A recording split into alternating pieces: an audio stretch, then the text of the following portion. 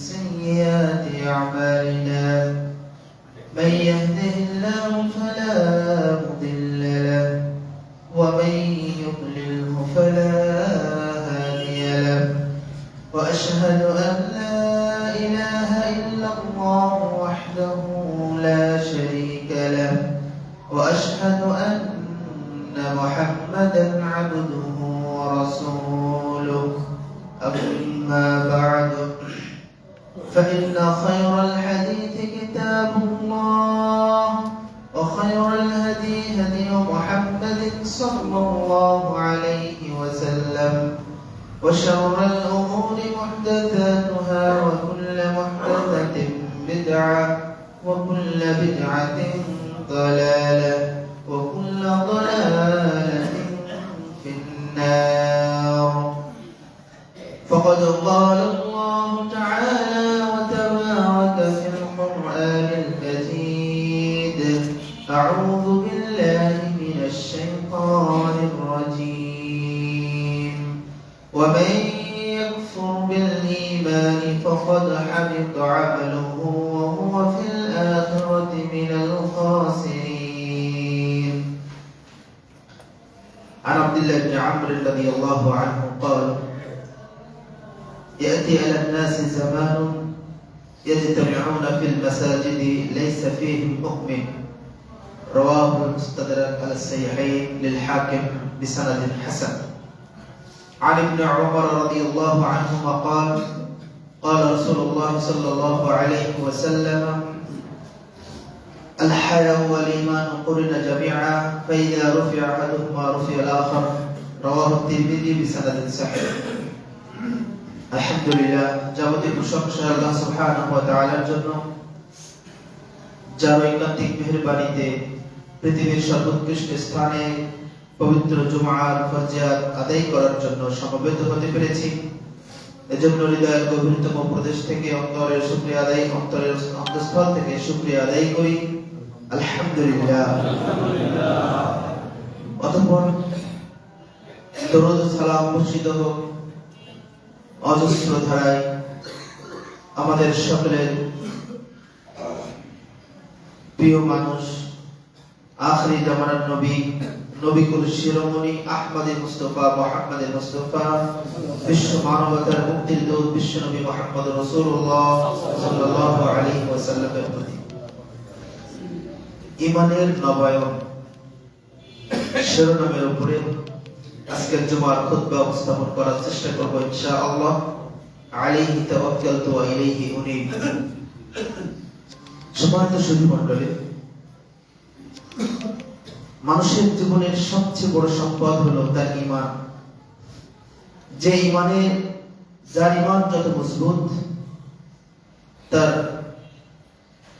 ইবাদত, তার আমল, তার আখলাক তত সুন্দর এবং তার দেহ জীবন পরজীবন ততই সুন্দর হবে।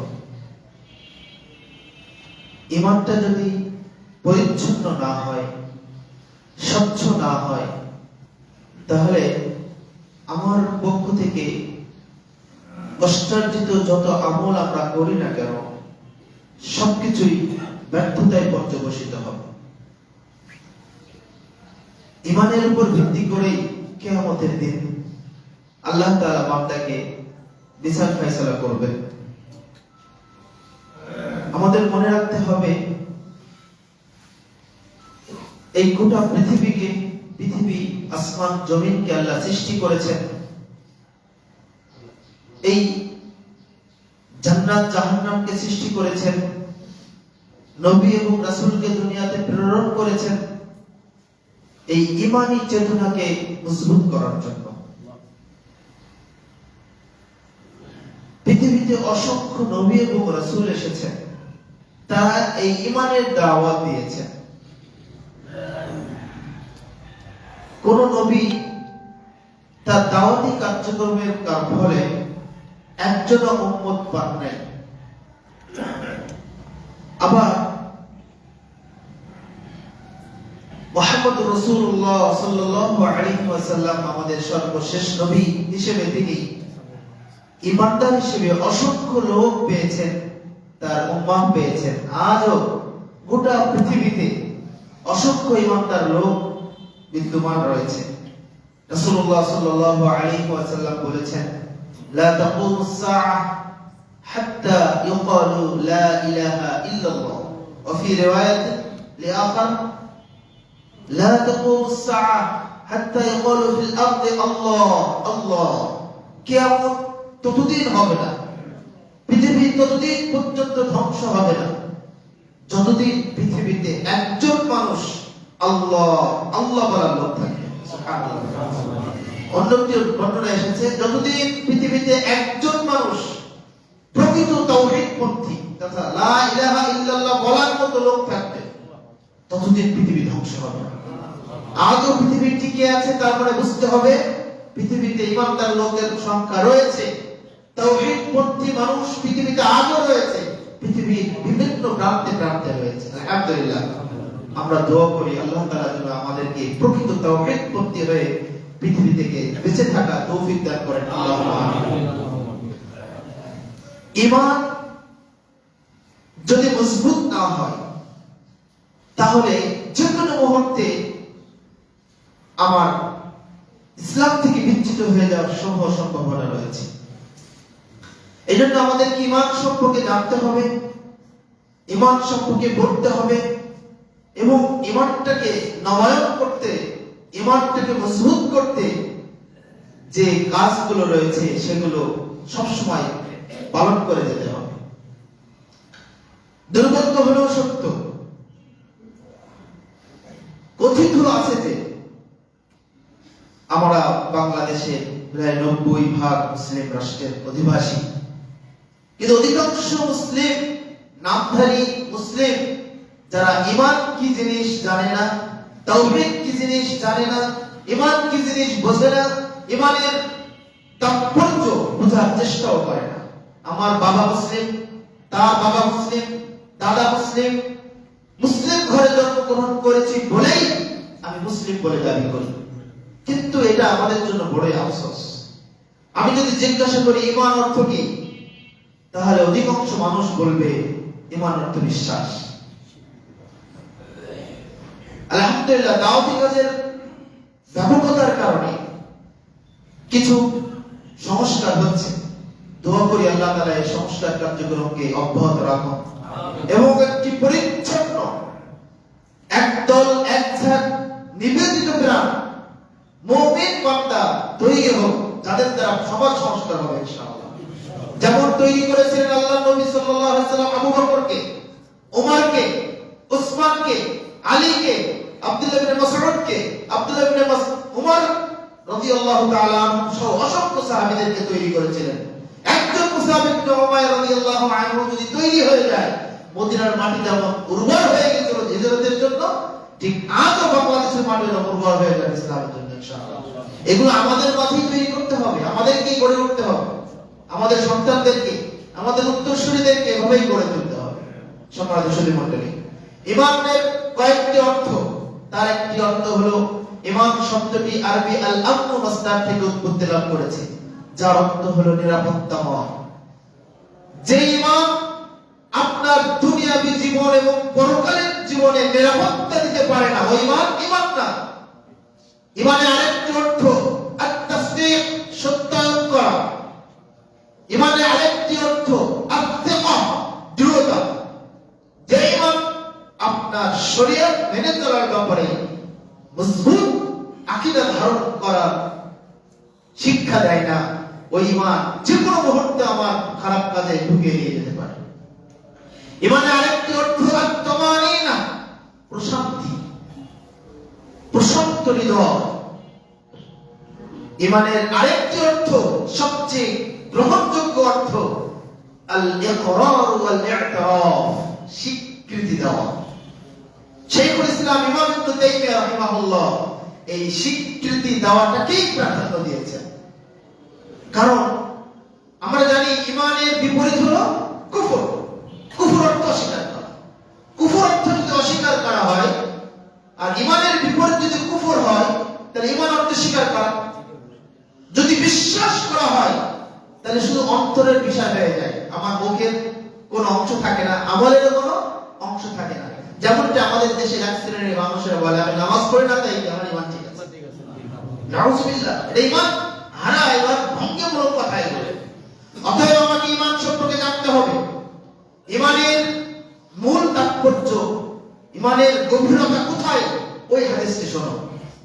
ইমাম হাকিম রাহিমাহুল্লাহর একটি গ্রন্থ আল মুস্তাদরাক আলা সাহিহাইন 4407 নম্বর হাদিস, হাদিসটি হাসান। আয়েশা রাদিয়াল্লাহু আনহা হতে বর্ণিত, তিনি বলেন, লাম্মা উসরিয়া বিন নবী সাল্লাল্লাহু আলাইহি ওয়াসাল্লাম ইলা বাইতুল মাকদিস, যখন নবী সাল্লাল্লাহু আলাইহি ওয়াসাল্লাম বাইতুল্লাহ থেকে বাইতুল মাকদিসের উদ্দেশ্যে সফর করেছিলেন মেরাজের জন্য, অতঃপর তিনি সকাল হওয়ার আগেই ইয়াতাহাদ্দাসুন নাস বিযালিক, তিনি এই ঘটনাটি মানুষের সম্মুখে বলা শুরু করলেন। শোনো হে আমার সাথীরা, শোনো, আমি আজকে রাতেই বাইতুল্লাহ গিয়েছিলাম, বাইতুল মাকদাস গিয়েছিলাম, সেখান থেকে আমি সকাল হওয়ার আগেই আবার ফিরে এসেছি, মানে মেরাজ থেকে ফিরে এসেছি। কিন্তু ওই মজলিসে যত মানুষ ছিল, যত সাহাবী ছিল, সেটা রদ করলো না, প্রত্যাখ্যান করবে। কারণ বাইতুল্লাহ থেকে, মক্কা থেকে জেরুজালেম তথা আজকের ফিলিস্তিন তৎকালীন সময় দ্রুতগামী যানবাহনে যেতে 40 দিন সময় লাগত। আর সেই 40 দিনের যাতায়াতের রাস্তা মুহাম্মদ সাল্লাল্লাহু আলাইহি ওয়াসাল্লাম বলেছেন তিনি আজকে রাতেই গিয়ে আবার ফিরে আসছেন রাতের ভিতরে। এটা কি সম্ভব? এটা কি মেনে নেওয়া যায়? বাস্তবতার দৃষ্টি থেকে মেনে নেওয়া যায়? এই জন্য যারা নাও মুসলিম তাদের ভিতরে সন্দেহ চলে আসে, অধিকাংশ মানুষেরকে মেনে নিতে কষ্ট হয়ে গেল। তাদের ভিতর থেকে কিছু মানুষ চলে গেল আবু বকর রাদিয়াল্লাহু তাআলা আনহুর বাড়িতে। তার মানে ওই মজলিসে আবু বকর ছিলেন না।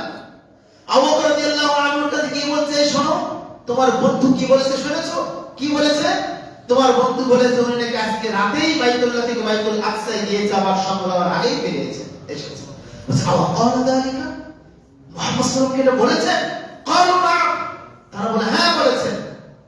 তখন আবু বকর রাদিয়াল্লাহু আনহু গাম্ভীর্য কণ্ঠে বললেন, লাইন কানা ক্বালা লাকাদ সাদাকা, যদি মুহাম্মদ সাল্লাল্লাহু আলাইহি ওয়াসাল্লাম এটা বলে থাকে অবশ্যই সত্য বলেছেন।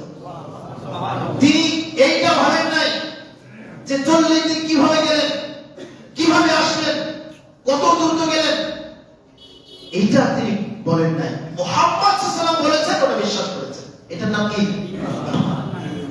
এবার তারা জিজ্ঞাসা করছেন, আল্লাহ তুসাদ্দিকুহু আন্নাহু যাহাবা ইলা আল-লাইল,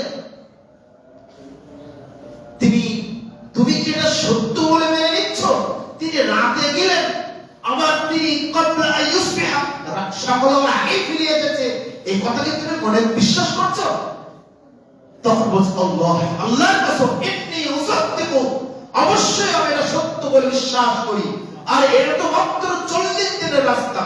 আমার নবী মুহাম্মদ রাসূলুল্লাহ সাল্লাল্লাহু আলাইহি ওয়াসাল্লাম প্রতিদিন সকালে এবং সন্ধ্যায় ফি গাদওয়াতিন ওয়া রাওহাতিন, প্রতিদিন সকালে এবং সন্ধ্যায় অসংখ্য আয়াত আমাদেরকে বলেন, সেগুলো আমরা অকপটে চিত্তে বিশ্বাস করি। এই কথার ভিত্তিতেই আল্লাহ নবী সাল্লাল্লাহু আলাইহি ওয়াসাল্লাম তাকে as-সিদ্দিক উপাধি দিয়েছিলেন। এটার নাম ঈমান। কোনো দ্বিধা নেই, কোনো প্রশ্ন নেই, কোনো শর্ত নেই, কোনো কিছুই নাই। কোরআন এবং সুন্নাহর কথা শুনেছেন তো মানতে দেরি করা যাবে না, এটার নাম ঈমান। এই ঈমানই চেতনা আমাদেরকে তৈরি করতে হবে, এই ঈমানই মেজাজ আমাদেরকে গঠন করতে হবে। আমি বাপ-দাদার আমল থেকে করে আসছি এক জিনিস, হাদিসে একদিন যখন বলা হচ্ছে আপনি মানতে রাজি না, তাদের নাম বাপ-দাদার আমল ভুল করেছে না, এটার নাম ঈমানের দাবি নয়, এটা ঈমান নয়। ঈমানের দাবি হলো কোরআন এবং সুন্নাহ প্রমাণিত হওয়ার পরে সবকিছু ত্যাগ করে সেটা করতে হবে, এটার নাম ঈমান। অতএব আমাকে ঈমানটা বুঝতে হবে। ঈমান এর আবিধানিক বিশ্লেষণের পরে আমি আপনাদেরকে ঈমানের পারিভাষিক সংজ্ঞার দিকে নিয়ে যেতে চাই। মুহাদ্দিস উলামায়ে কিরাম তারা বলেছেন, তাসদীকুন বিল জিনান ওয়া কওলুন বিল লিসান ওয়া আমালুল জাওয়ারিহি ওয়াল আরকান ইয়াজিদু বিত তাআতি ওয়া ইয়ানকুসু বিল মাসিয়াহ। ঈমান হলো অন্তরে বিশ্বাস করা, মৌখিকভাবে স্বীকার করা, কর্মে কাণ্ডে বাস্তবায়ন করা, যা সৎকর্মের মাধ্যমে বৃদ্ধি পায় এবং খারাপ বা মন্দ কাজের মাধ্যমে সেটা হ্রাস পায়। ইমানের আলোচনা করতে গেলে ইমানের আবেদনিক পারিভাষিক এবং বিভিন্ন মতবাদের বিভিন্ন ফেরকার আলোচনার দিকে আমি যাব না। শুধু এই কথাটা টাচ দিয়ে আমি আমার মূল কথাটা বলতে চাচ্ছি, আমি কেন ইমানকে নবায়ন করতে হবে। আমাদের মুখে স্বীকার করতে হবে, মুখে বলতে হবে, অন্তরে বিশ্বাসকে দৃঢ় করতে হবে। শুধু এই দুটা নয়, কর্মে কাণ্ডে বাস্তবায়ন করতে হবে।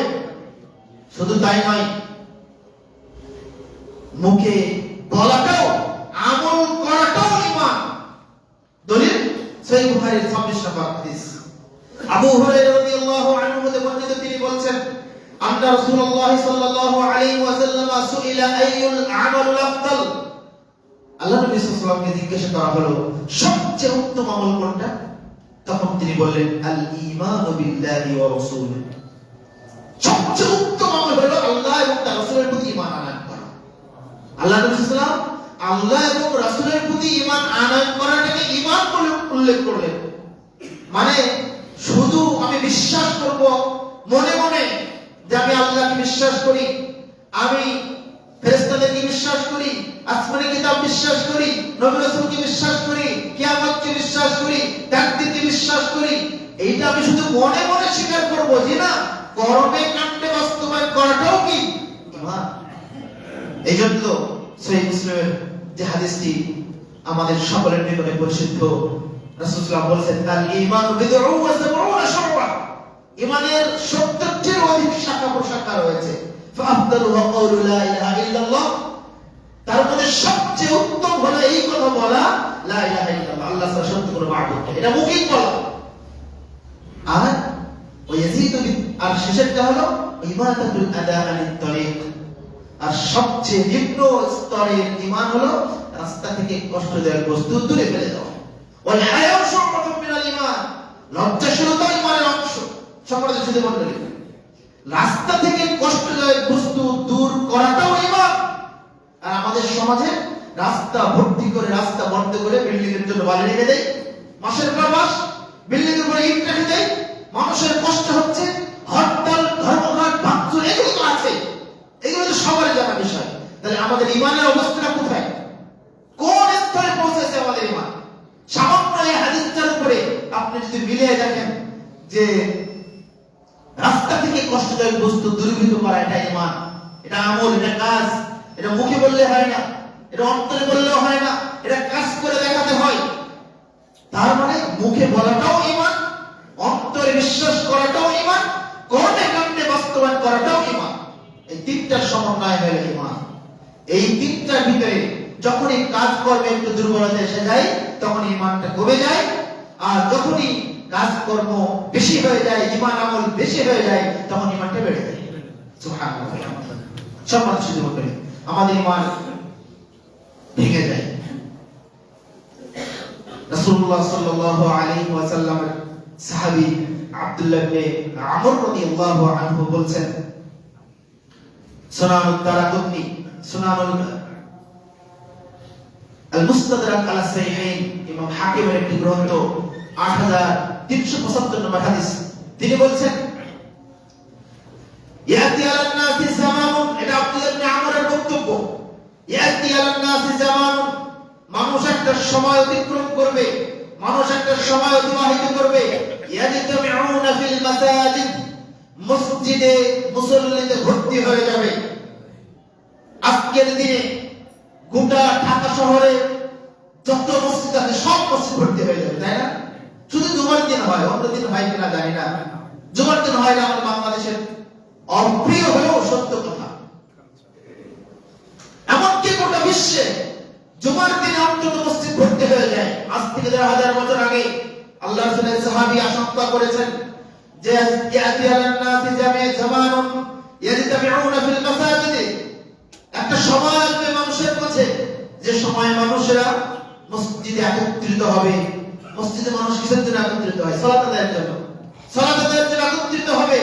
লাইসা ফীহিম মুমিন, কিন্তু এই মসজিদ ভর্তি মুসল্লিদের মাঝে একজন ইমানদার লোক পাওয়া যাবে না। কি আশ্চর্য কথা, কি ভয়ঙ্কর কথা! আব্দুল্লাহ ইবনে আমর রাদিয়াল্লাহু আনহু বলছেন, আমরা যখন এই কথা বলছি তখন মনে হয় এই আলোচনাটা আমাদের জন্য কর্তব্য। আল্লাহ রাসূল আমাদের মাঝে নাই, মনে হয় আমাদের মাঝে ঈমান নাই। তাবেঈগণ বলতেন, এই হাদিসটা বলে বলতেন হয়তো আমাদের মাঝে ঈমান নাই। তাবেঈগণ একই কথা বলতেন। আর আজকের এই অত্যাধুনিক যুগে, আল্ট্রা মডার্ন যুগে, যেখানে আমাদের হাতের মুঠোয় সব সময় গোটা দুনিয়া ভর্তি রয়েছে, তাই না?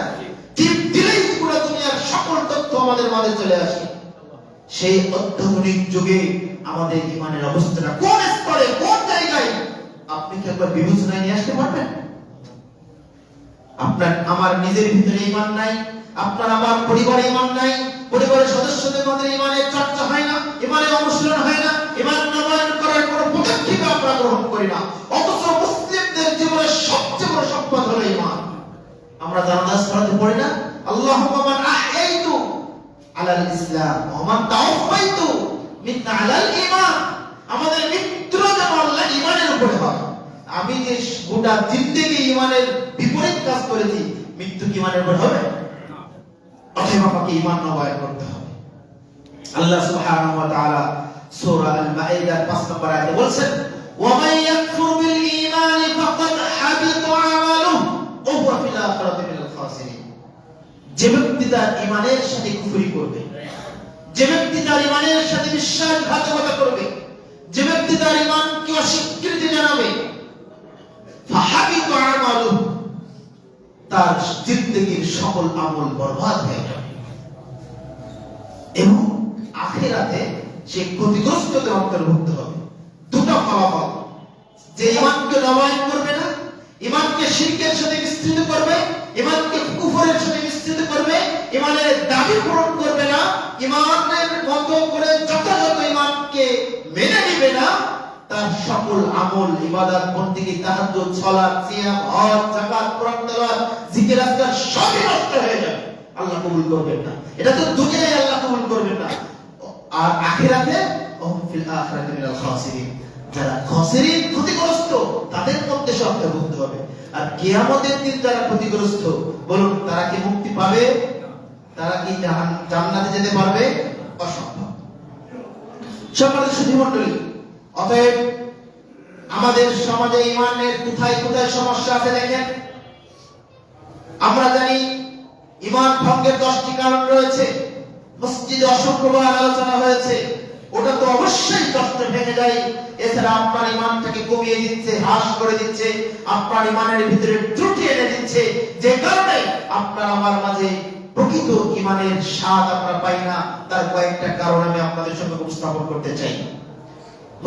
সুনান নাসাঈর 3209 নম্বর হাদিস, রাসূলুল্লাহ সাল্লাল্লাহু আলাইহি ওয়াসাল্লাম বলেছেন, লা ইয়াজতামিউনা ফি কলবি আবদিন আল-ঈমান ওয়াল হাসাদ।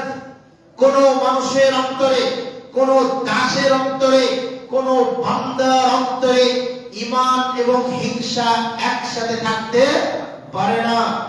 যে মানুষের অন্তরে ঈমান থাকবে, ওই মানুষের অন্তরে হিংসা দানা বাঁধতে পারে না। আর যে মানুষের অন্তরে হিংসা থাকবে, ওই মানুষের অন্তরে ঈমান থাকবে না। কে বলেছেন? আল্লাহর নবী সাল্লাল্লাহু আলাইহি ওয়াসাল্লাম বলেছেন 1000 বছর আগে। এখন আমাদের সমাজের অবস্থা একটু মিলান তো। হিংসা নাই? পৃথিবীতে এমন কোন মানুষ নাই ইল্লা মাশাআল্লাহ যারা ঈমানদার, প্রকৃত ঈমানদার তারা বাদে, যে হিংসা করে। ভাই ভাই হিংসা করে, এক আলেম আরেক আলেমের হিংসা করে, এক শিক্ষক আরেক শিক্ষকের হিংসা করে, এক চেয়ারম্যান আরেক চেয়ারম্যানের হিংসা করে। হিংসা আছে না? হিংসা আছে। শেখুল ইসলাম ইবনে তাইমিয়া রাহিমাহুল্লাহ বলছেন যে একটা কাঠকে আগুন কাঠকে যেমন খেয়ে ফেলে, ঠিক মানুষের মাঝে সুপ্ত হিংসা তার আমলকে ওইভাবে খেয়ে ফেলে। আমরা আমল করছি, সালাত পড়ছি, আল্লাহ রাব্বুল আলামিনের ওয়াদা অনুযায়ী যে সালাত পড়লে তার সমস্ত অন্যায় অশ্লীল কাজ থেকে সালাত দূরে রাখবে। আমরা নামাজও পড়ছি, সুদও খাচ্ছি। আমরা সালাত আদায় করছি, ঘুষও খাচ্ছি। সালাত আদায় করছি, পরকীয়ায় লিপ্ত হচ্ছি। সালাত আদায় করছি, জিএফ বিএফ বয়ফ্রেন্ড গার্লফ্রেন্ড নিয়ে আমরা জিপি পার্টি ঘুরে বেড়াচ্ছি। পর্দা নেই বাড়িতে। তারপরে স্বামী কারোর কোনো খোঁজ খবর রাখে না। ছেলে কি করছে, মেয়ে কি করছে, স্ত্রী কি করছে, বোনটি কি করছে, মা কি করছে, খোঁজ যা খুশি তাই করে বেড়াচ্ছে। যদি বোঝা যাচ্ছে সালাত হচ্ছে না, মসজিদের সংখ্যা দিন দিন বাড়ছে, মুসল্লির সংখ্যা দিন দিন বাড়ছে। উচিত ছিল ইসলামের দাবি অনুযায়ী, ইমানের দাবি অনুযায়ী উচিত ছিল সমাজ থেকে দুর্নীতি কমে যাওয়া, তাই না? আমাদের দেশের যত বড় বড় নেতা, তাদের হিসাব করে দেখেন তারা জীবনে ততবার হজ করেছে, তত বেশি বেশি হজ করেছে। আর কবুলযোগ্য হজের একটা ফজিলত হলো, মা যখন সন্তানকে জন্ম দেয় নিষ্পাপ হয়ে, একজন মানুষের হজ যদি কবুল হয়ে যায়, মক্কা থেকে নিষ্পাপ হয়ে বাড়িতে আসে। যদি তাই হয়, ওই ব্যক্তির পক্ষে আর দুর্নীতি করা সম্ভব নয়, ওই ব্যক্তির পক্ষে আর টাকা পাচার করা সম্ভব নয়, ওই ব্যক্তির পক্ষে রাষ্ট্রীয় সম্পদকে নিজের পৈতৃক সম্পত্তি হিসেবে গ্রহণ করা, দখল করা সম্ভব নয়। ইমান যত মজবুত হবে, সে দুর্নীতির ধরা ছোঁয়ার বাইরে চলে যাবে, দুর্নীতির ধারে কাছেও চলে যাবে। সম্মানিত সুধীমণ্ডলী, রাসূলুল্লাহ সাল্লাল্লাহু আলাইহি ওয়াসাল্লাম বলেছেন, লা ইয়াজতামিআনা ফি কলবি আবদিন আল-ঈমান ওয়াশ-শুহ। কোন ব্যক্তির অন্তরে ঈমান এবং কৃপণতা একসাথে থাকতে পারে না। অর্থাৎ যার মধ্যে কৃপণতা আছে, সে তার মধ্যে ঈমান থাকবে না, আর যে প্রকৃত ঈমানদার তার মধ্যে কৃপণতা থাকবে না। একথা রাসূল সাল্লাল্লাহু আলাইহি ওয়াসাল্লাম 1000 বছর আগে বলেছেন। কৃপণতা মানে শুধু অর্থনৈতিক কৃপণতা, মাত্র কৃপণতা সঠিক নয়। আপনি আপনার ভাইকে সালাম দিলেন না, এটা বড় কৃপণতা। আপনি রিকশাওয়ালাকে সম্মান দেন না, এটা বড় কৃপণতা। আপনার ছোট মনের পরিচয় যে আপনি রিকশাওয়ালাকে থাপ্পড় দেন, কিন্তু আপনার টাকাওয়ালা বন্ধুকে মাথায় ধরে রাখেন, তাই না? এটা সবচেয়ে বড় কৃপণতা। অতএব কৃপণ এটা হলো ঈমান নষ্টের একটা মাধ্যম।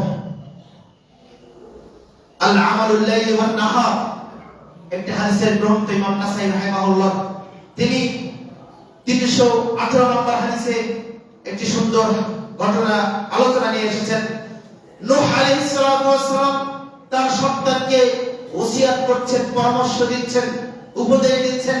উসিকা বিলা ইলাহা ইল্লাল্লাহ, হে আমার পুত্র, আমি তোমাকে ওসিয়ত করছি, তুমি লা ইলাহা ইল্লাল্লাহকে ধারণ করো তথা তাওহীদ অনুযায়ী আমল করো, তাওহীদ প্রতিষ্ঠা করো নিজের জীবনে, নিজের পরিবারে, সমাজে, অর্থনৈতিক জীবনে, রাজনৈতিক জীবনে তাওহীদকে প্রাধান্য দাও। উসিকা বিলা ইলাহা ইল্লাল্লাহ, আমি তোমাকে লা ইলাহা ইল্লাল্লাহর ওসিয়ত করছি। ফাইন্নাস সামাওয়াতি ওয়াল আরদ, শোনো, লাউ কানাতা হালাকাতান ফি কিসসাতুহুমা, যদি তোমাদের শুনে রাখো হে আমার পুত্র, সাত আসমান সাত জমিনকে যদি একটি ফুটবলের মতো আকৃতি ধারণ করা হয়, সাত আসমান সাত জমিনকে যদি একটি কুণ্ডলী বানিয়ে ওই লা ইলাহা ইল্লাল্লাহর উপরে নিক্ষেপ করা হয়, তাহলে সাত আসমান সাত জমিন টুকরা টুকরা হয়ে যাবে। এই লা ইলাহা ইল্লাল্লাহর কালিমা আমরা ধারণ করি না?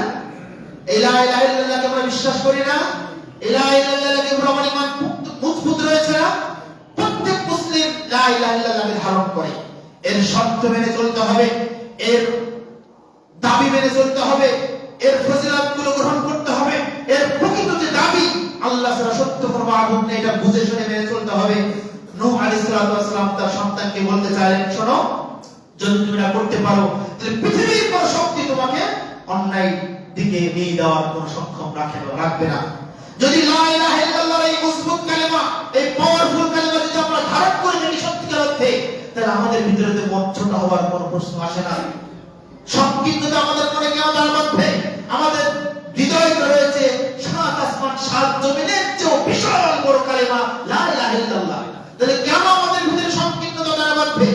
অমুক দল আমি করি বলে আমাকে বক্তব্য দেওয়া হবে না, আমার দল করে না বলে আমি সেখানে যেতে পারবো না, আমি ওই দল করে না বলে জালসায় যেতে পারবো না, আমার এই মসজিদ না বলে আমি মসজিদে যেতে পারবো না, আমার মসজিদের মুসল্লি না বলে মসজিদে ঢুকতে দেবো না। এটা কোন ছোট মানসিকতা, সংকীর্ণতা? আমাদের সমাজে রোগগুলো নাই? তো লা ইলাহা ইল্লাল্লাহ শব্দ কোথায় গেল? এত বড় মজবুত, এত বড় পাওয়ারফুল কালিমা থাকা সত্ত্বেও কেন আমাদের ভিতরে সংকীর্ণতা, ছোট মানসিকতা, নিচু মানসিকতা কাজ করবে বলুন তো? যেখানে মুসলিমরা পরস্পর প্রথম থেকে আয়াতগুলো রয়েছে, খুলে দেখুন সূরা আবাসা, ইয়াওমা ইয়াফিরুল মার'উ মিন আখিহি ওয়া উম্মিহি ওয়া আবিহি ওয়া সাহিবাতিহি ওয়া বানিহি লিকুল্লি ইমরিইন মিনহুম ইয়াওমা ইযিন শাআনুন ইউগনিহি। কিয়ামতের সেই কঠিন ভয়াবহতার দিনে আমার সন্তান আমার থেকে পালিয়ে চলে যাবে, আমার আপন ভাই আপনাকে আমাকে থেকে পালিয়ে চলে যাবে, আমার স্ত্রী আমার পুত্র আমাকে থেকে পালিয়ে চলে যাবে, আমার ভাই আমার বন্ধু আমার বাবা মা আমাকে থেকে পালিয়ে চলে যাবে, সবাই এনাফসি করতে চলে যাবে, হুঁশ থাকবে না। সম্মানিত সুধীমণ্ডলী, সূরা মাআরিজে আল্লাহ তাআলা বলেন জাহান্নামের জ্বলন্ত উত্তপ্ত আগুন থেকে মুক্তির জন্য তার সন্তানকে আল্লাহর কাছে মুক্তি দিতে চায়। আল্লাহ আমার সন্তানকে নিয়ে নেন, তবু আমাকে জাহান্নাম থেকে মুক্তি দিন।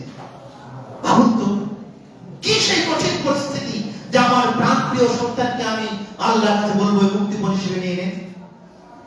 কল্পনা করুন যে সন্তান একটু অসুস্থ হয়ে আপনি দিক বিদিক ছোটাছুটি করেন, একবার বিভিন্ন হাসপাতালে চলে যান, না হলে বিদেশ চলে যায়, না হলে সিঙ্গাপুর চলে যায়, অথচ ওই সন্তানকে কি আমাদের দিন আমি জাহান্নামে দিতে চাইবো আমাকে মুক্তির জন্য।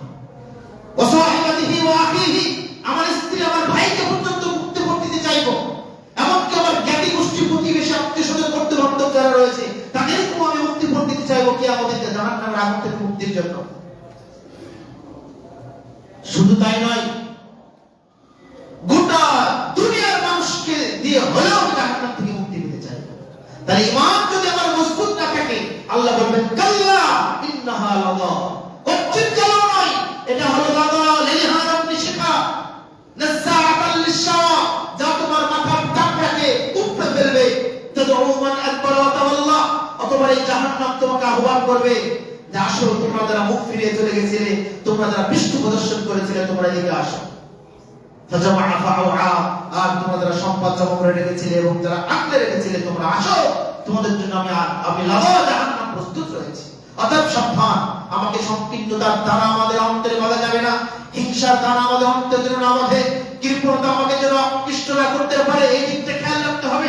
সম্মানিত সুধীমণ্ডলী, রাসূলুল্লাহ সাল্লাল্লাহু আলাইহি ওয়াসাল্লাম বলেছেন লা ইয়াজনি সানি হিনা ইয়াজনি ওয়া হুয়া মুমিন, কোন মানুষের অন্তরে ঈমান থাকা অবস্থায় সে জিনা করতে পারে না।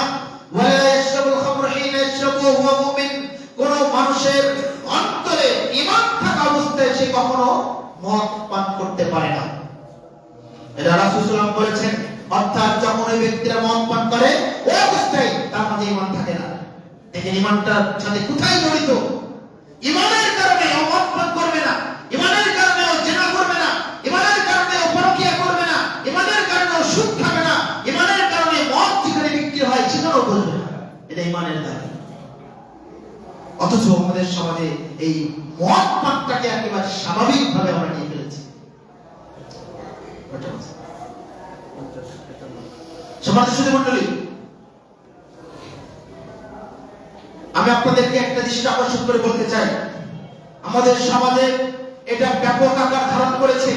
যুবকদের ভিতরে, মহিলাদের ভিতরে, মুরব্বীদের ভিতরে, এমনকি ছোট ছোট বাচ্চাদের মাঝেও এই নেশার উপদ্রব এতই পরিমাণ করেছে, এটা যুব জীবনকে, সমাজ ব্যবস্থাকে ধ্বংসের দ্বার প্রান্ত পরিণত করেছে। শরীয়তের মাসালা কি?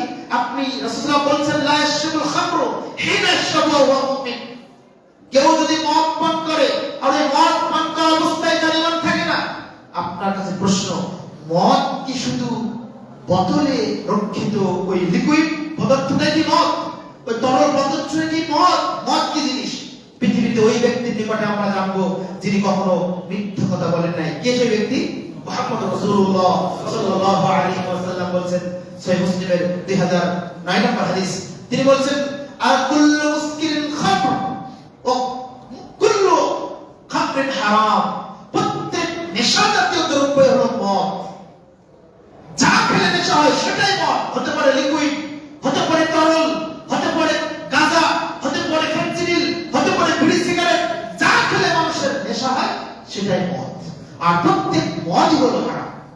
আবু দাউদের 3557 নম্বর হাদিস, রাসূলুল্লাহ সাল্লাল্লাহু আলাইহি ওয়াসাল্লাম বলেছেন মা আসকারা কাসীরুহু ফাকালিলুহু হারাম, যা বেশি খেলে মানুষের মাদকতা আনয়ন করে তার সামান্য পরিমাণ খাওয়াটাও কি হারাম। এই আলোচনা আমরা শুনেছি না, কান দিয়ে গ্রহণ করেছি, শুনেছি, মেনে চলার চেষ্টা করেছি। আমি একটা দুটো কথা এক্সট্রা বলতে চাই আপনাদেরকে। যা বেশি খেলে মানুষের হিতাহিত বুদ্ধি লোপ পায়, মানুষের মাথা চক্কর দিয়ে ওঠে, তার সামান্য পরিমাণ খাওয়াটাও হারাম। তাহলে বিড়ির ভিতরে কি থাকে? তামাক। 10টা মিনিট তামাক দিয়ে যদি যে কখনো সিগারেট খাই, তামাকে যদি দেন আর আমি যদি খাই, বলুন তো আমি ফিরে দাঁড়িয়ে থাকতে পারবো? আমি সাথে সাথে পড়ে যাবো মাটি দরকার। যা খেলে, বেশি পরিমাণ খেলে মানুষের নেশা করে ফেলে দেয়, নেশাগ্রস্ত করে দেয়, মাতাল করে দেয়, তার সামান্য পরিমাণ খাওয়াটাও হারাম। তাহলে বিড়ি, সিগারেট, গুল, জর্দা, আলমাদা, হেরোইন, বাবা, ইয়াবা, পেন্সিলি, চোয়ানি, বাংলা মাধ্যমে যা আছে সব এই জনসংখ্যার অধীনে পড়ে যায় না? অথচ আমাদের এক শ্রেণীর আলেম, জর্দা করে আলেম, তারা জর্দা খাওয়ার নাকি কোনো দলিল খুঁজে পায় না। নাউজুবিল্লাহ। তারা নাকি জর্দাকে মাকরুহ বলে, তাদের বড় বড় উস্তাদরা খায় বলে এটাকে হারাম বলতে চায় না। এটা দুঃখজনক।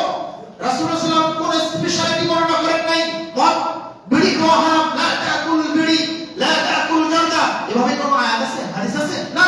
তিনি মৌলিক উল্লেখ করেছেন যা প্রত্যেক নেশাজাতীয় দ্রব্যই মদ, আর যা বেশি খেলে মানুষের হিদায়াত বুদ্ধি লোপ পায়, তার সামান্য পরিমাণ খাওয়াটা হারাম। মনে রাখবেন, রাসূলুল্লাহ সাল্লাল্লাহু আলাইহি ওয়াসাল্লাম বলেছেন, 3377 নম্বর হাদিস, ইবনে মাজাহ, রাসূলুল্লাহ বলেছেন, আল মুদমিনুল খামরু কাআবিদি ওয়াতান, মুদমিনুল খামরি কাআবিদি ওয়াতান, নেশাদার দ্রব্য পান করা তথা বিড়ি, সিগারেট, গুল, জর্দা, আলমাদা, হেরোইন, বাবা, ইয়াবা, পেন্সিলি এগুলো খাওয়া মূর্তি পূজার সমান। আমরা যারা আহলুল হাদিস সমাজে বসবাস করি, তারা শিরক করি না, মূর্তি পূজা করি না, কবরে যাই না, মাজারে যাই না, খানকায় যাই না, পীরের কাছে যাই না, কোন শিরকের সাথে আমরা আপোষ করি না। কিন্তু রাসূল সাল্লাল্লাহু আলাইহি ওয়াসাল্লামের এই বক্তব্য অনুযায়ী যারাই বিড়ি, সিগারেট, গুল, জর্দা, আলমাদা, হেরোইন খাবে, তারাই মূর্তি পূজার মতো অপরাধ করবে। তার মানে কি? বিড়ি, সিগারেট, গুল, জর্দা খাওয়ার মাধ্যমে আপনি প্রতিটা মুহূর্তে আল্লাহর সাথে শিরকের মধ্যে নিমজ্জিত হচ্ছেন। রাসূলুল্লাহ সাল্লাল্লাহু আলাইহি ওয়াসাল্লাম একটা হাদিস শোনাই, সুনান দারাকুতনি 4371 নম্বর হাদিস, হাদিস হাসান। আব্দুল্লাহ ইবনে মাসউদ, আব্দুল্লাহ ইবনে আব্বাস রাদিয়াল্লাহু আনহুমা হতে বর্ণিত, তিনি বলেন, সামি'তু রাসূলুল্লাহ সাল্লাল্লাহু আলাইহি ওয়াসাল্লাম ইয়াকুল, আমি রাসূলুল্লাহ সাল্লাল্লাহু আলাইহি ওয়াসাল্লামকে বলতে শুনেছি, আল মুকরু আল খামরু উম্মুল ফাওয়াহিশ, মদ হলো সকল পাপের মা, সকল পাপের জননী।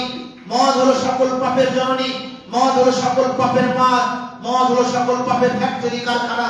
ও আকবারুল কাবায়ের, এবং নেশাদার দ্রব্য হলো কাবিরা গুনাহের অন্যতম কাবিরা গুনাহ, শিরক একটি কাবিরা গুনাহ, অন্যায়ভাবে হত্যা করা কাবিরা গুনাহ, সুদ খাওয়া কাবিরা গুনাহ, সালাত আদায় না করা কাবিরা গুনাহ, পিতামাতাকে গালিগালাজ করা কাবিরা গুনাহ। এই রকম একটি কাবিরা গুনাহ হলো মদ, বিড়ি, সিগারেট, গুল, জর্দা, আলমাদা, হেরোইন খাওয়া। তারপরে ডক্টর রাসূলুল্লাহ সাল্লাল্লাহু আলাইহি ওয়াসাল্লাম বলেছেন, ফামান শারিবাহা ওয়াকা আলা উম্মিহি ওয়া আম্মাতিহি ওয়া খালাতিহি, যে ব্যক্তি এই বিড়ি, সিগারেট, গুল, জর্দা, আলমাদা, হেরোইন, মদ, ইয়াবা, বাবা, পেন্সিল খাবে, ভক্ষণ করবে, সেজন্য তার নিজের আপন মা, নিজের আপন খালা এবং নিজের ফুফার সাথে সহবাস করলো, জিনায় লিপ্ত হলো। নাউযুবিল্লাহ। বলুন আমাদের সমাজে ঈমানদারের সংখ্যা এখন কতজন? আমি এই জন্য বলে থাকি, যাদের ভিতরে জাররা পরিমাণ ঈমান আছে, তারা কোনদিন এই হাদিস শ্রবণের পরে বিড়ি, সিগারেট, গুল, জর্দা, আলমাদা, হেরোইন তার মধ্যে খাওয়া সম্ভব নয়। আরো বলি, যাদের ভিতরে মনুষ্যত্ব আছে, মানুষের শরীরে মানুষের রক্ত প্রবাহিত হয়, আর এই হাদিস শোনার পরে সে কোনদিন বিড়ি, সিগারেট খায় কথা বলতে পারবে না, কারণ কোন মানুষ চায় না তার মায়ের সাথে জেনা করতে। এটা কি সম্ভব? মেনে নেওয়া যায়? এই জন্য তো আল্লাহ রাব্বুল আলামিন বলেছেন, উলাইকা কালাম বাল হুম আদাল, ওরা হলো চতুষ্পদ জন্তু, তাদের চেয়ে নিকৃষ্ট। সম্মানিত সুধীবৃন্দ, সময় শেষ। ঈমানের, এই জন্য আমাদের ঈমানের পাওয়ার অর্জন করতে হবে, ঈমানের শক্তি অর্জন করতে হবে, ঈমানকে মজবুত করতে হবে এবং অনুসরণের মাধ্যমে ঈমানকে নবায়ন করতে হবে। সেই বুখারীর 1415-1416 পর্বত হাদিস এসেছে, আবু মাসউদ রাদিয়াল্লাহু আনহু হতে বর্ণিত, তিনি বলেছেন, লাম্মা নাযালাত আয়াতু সাদাকা কুননা নুহামিলু, যখন সাদাকা করার আয়াত নাযিল হলো, সাদাকা করতে হবে। আমরা মক্কা থেকে মদিনায় এক কাপড়ে হিজরত করেছি, আমাদের কাছে কোনো অর্থ নাই, সম্পদ নাই, আমাদেরকে সাদাকা করার কথা আল্লাহ রাব্বুল আলামিন বললেন, সাদাকা করার কথা বললেন, অথচ আমাদের কাছে কোনো সম্পদ নাই। এই আয়াত মানতে হবে, যে কোনো মূল্যে এটাকে মেনে চলতে হবে। এই জন্য সাহাবায়ে কেরাম, আবু মাসউদ সহ অন্যান্য সাহাবায়ে কেরাম বলেছেন, কুননা নুহামিলু, আমরা মানুষের ক্ষেত খামারে কাজ করতাম। 1416 নম্বর হাদিসে বলতে, রাতের অন্ধকারে আমরা মানুষের বাড়িতে বাড়িতে কাজ করতাম, ক্ষেত খামারে কাজ করতাম, জমিতে কাজ করতাম।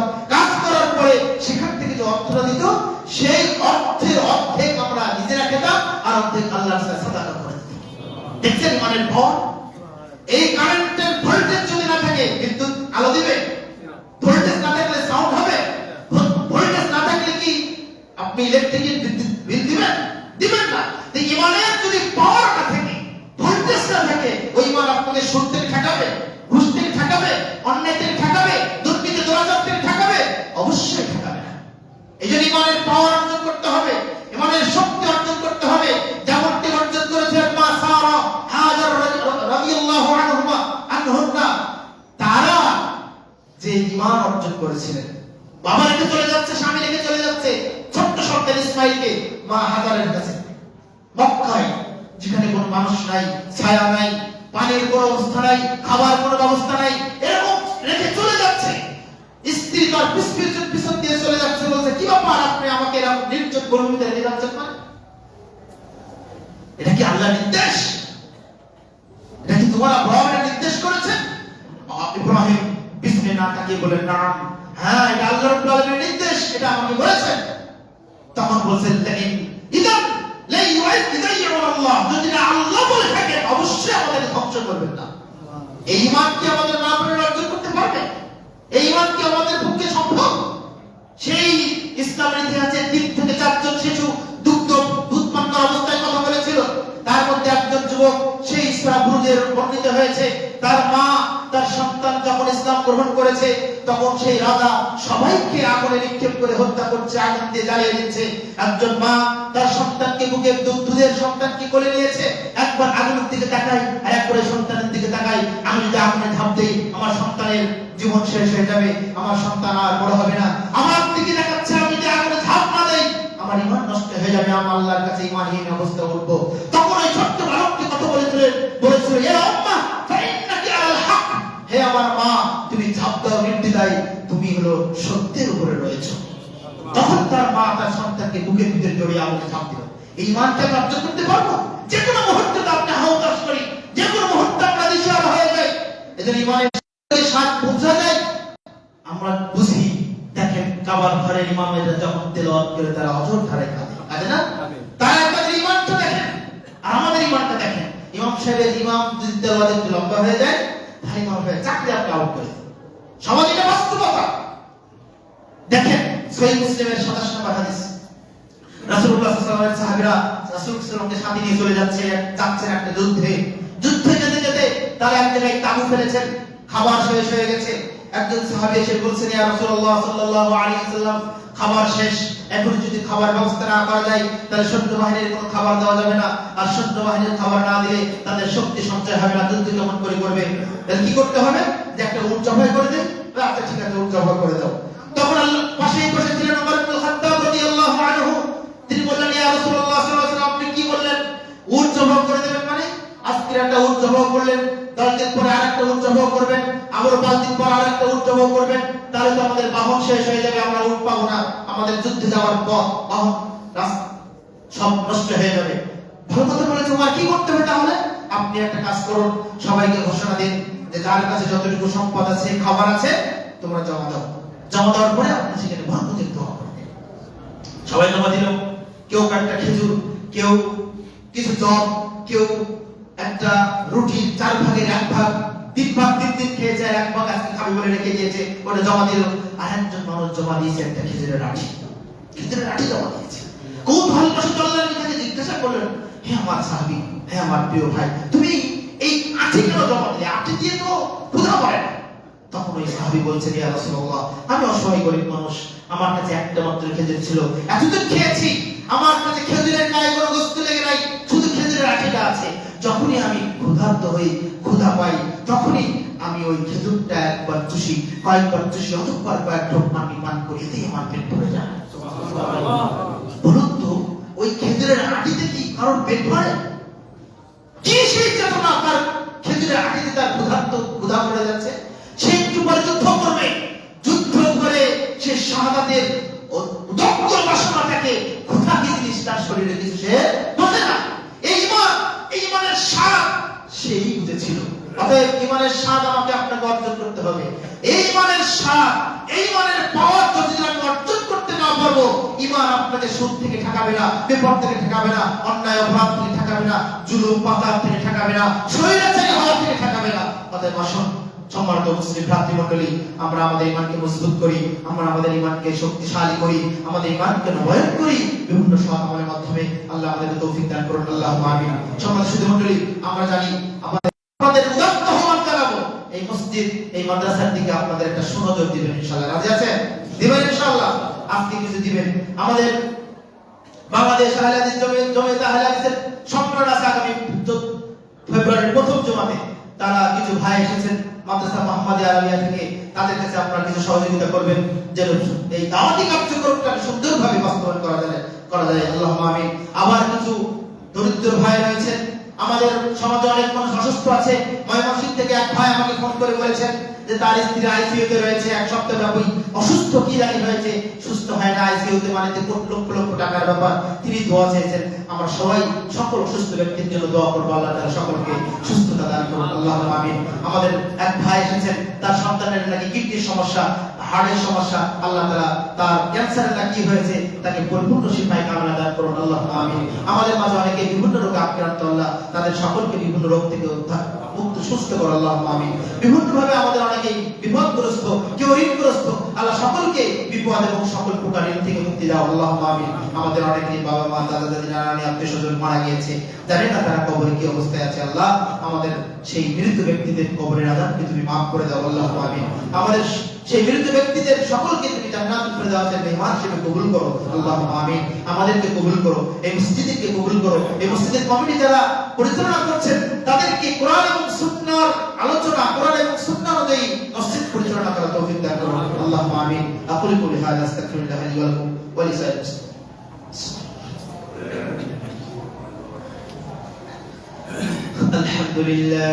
الحمد لله نحمده ونستعينه ونستغفره ونؤمن به ونتوكل عليه ونعوذ بالله من شرور أنفسنا ومن سيئات أعمالنا. من يهده الله فلا مضل له ومن يضلله فلا هادي له وأشهد أن لا إله إلا الله وحده لا شريك له وأشهد أن محمدا عبده ورسوله. إن الله وملائكته يصلون على النبي يا